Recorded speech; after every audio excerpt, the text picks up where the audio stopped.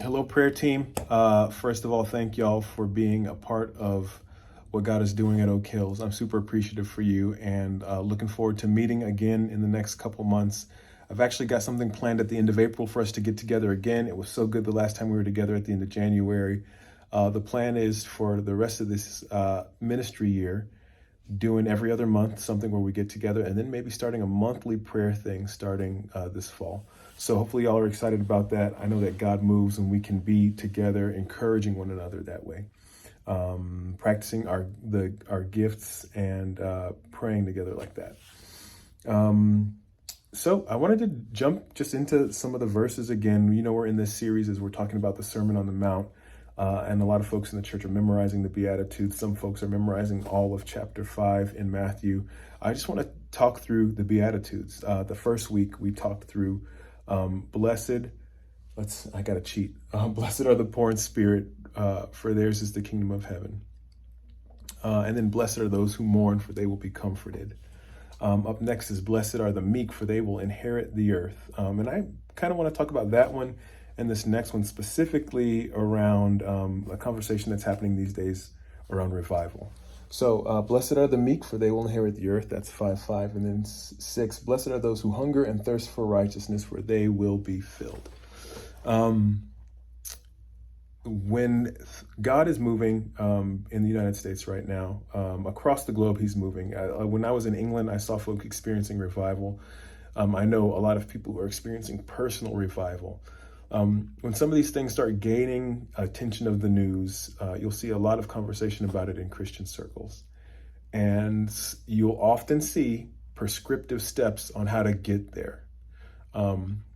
If we do this, and this, we will also experience revival, which I don't think wanting to get there is bad. Sometimes when those steps or those positionings of our heart or ways of thinking and interacting with God turn into, I will push the button and we'll get this result. I will pull this lever and this is what's going to come out of the box. I put in this code and my Reese's will drop out, right? But God doesn't work that way. But we as humans have so often tried to do that, right? Like, okay, I eat this fruit and then I'll be like God.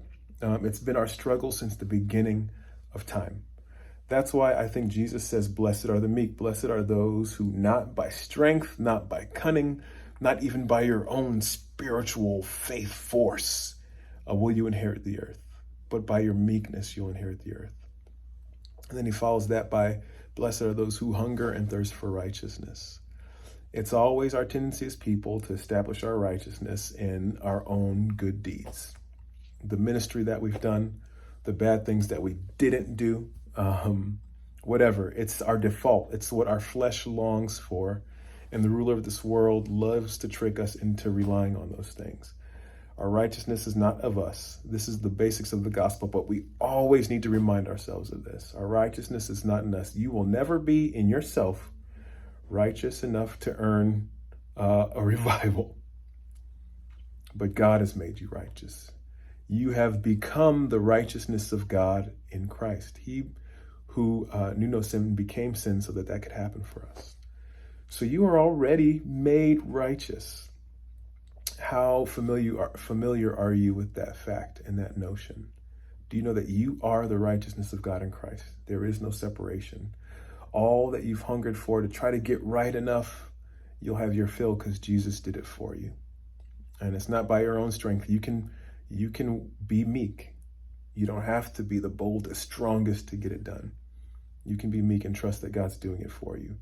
And I think that Jesus is describing here the way that our be attitude, the way that we should be in our attitude to see the kingdom come, to see these revival things.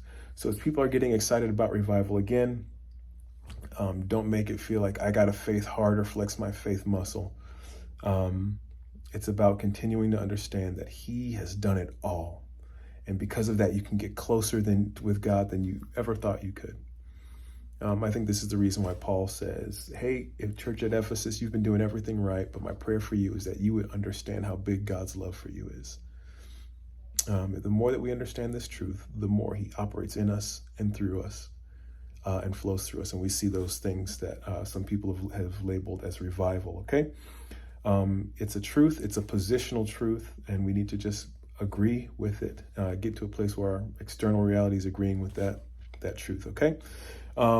With that said, it should be a normal Sunday. We'll be having a focus on serve this upcoming Sunday. So if you happen to have a conversation with anybody or you're praying with folks and you think that they might like to be a part of, or they seem like they have giftings on the prayer team, invite them to go to Connection Central and learn how to serve with us. We're always looking for more people who want to serve the body in this area, okay? With that said, thank you again for being such an encouragement and supporting this church in prayer, okay? Love y'all, and I can't wait to see you Sunday. Peace.